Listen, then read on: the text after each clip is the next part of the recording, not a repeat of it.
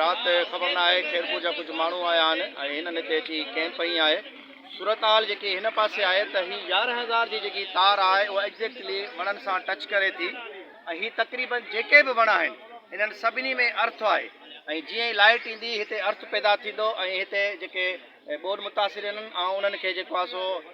है समझायो है तो मेहरबानी करे हिते न रहो छो तो खुदा न खास्ता इन अर्थ में इन जो को भी नुकसान थी सके तो इन जे बार बच्चन जो नुकसान थी सके तो इन जे औरत जो नुकसान थी सके तो कंहिं मर्द जो नुकसान थी सके तो छो तो रद्द पचा जो अमल भी पे थे पानी भी पे हरनि सॼो ॾींहुं हिन पासे वेहण सां ही सभई लाइनूं जेके आहिनि वणनि सां गॾु आहिनि सभिनी में अर्थ आहे खुदा न खास्ता अगर को भी हादसो थे तो उन्हनि खे पहिरीं खां ई ॿुधाए छॾियो आहे त हिते केॾी महिल को हादसो थी सघे थो ही 11,000 जी जेकी तार आहे हिननि वणनि सां गॾु आहे हिननि सभिनी वणनि में अर्थ आहे पर जीअं त ॿोल मुतासिरीन खे इहो ई चवणो आहे त साईं असां वटि गुंजाइश कान्हे का असां काॾे वञूं पर हीउ जेको बयानु आहे उहो रिकॉर्ड ते रखणु चाहियां थो त ख़ुदा न ख़ास्ता अगरि अहिड़ो को वाक़ियो थिए थो ऐं हिननि सां को मसइलो थिए थो का केएलटी थिए थी को बि हादसो थिए थो करंट लॻण जो को हादसो थिए थो त इहे पंहिंजे ज़िम्मेदार पाण आहिनि छो त हुननि सभिनी खे जेको आहे सो ॿुधाए चुको आहियां पर हीअ ॿुधण लाइ तयारु न आहिनि हिननि खे इहो ई आहे त असां हिते वेंदासीं छाप थी पए हिन जो साम्हूं ॾेखारे छॾी नदे वारनि जो हे जेके नथा उथणु चाहिनि इहो हिननि खे ॾेखारे छॾी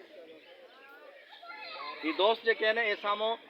गुलाबी कपिड़े ऐं जेको आहे सो जेको बादामी कलर जो आहे इहे ॿई जेके नौजवान आहिनि इहे ज़िद कयो बीठा आहिनि त असां हिते न उथंदासीं जॾहिं 11,000 मथे अथनि कंहिं बि नुक़सान जी ज़िम्मेदारी उनजी पंहिंजी आहे पाकिस्तान ज़िंदाबाद।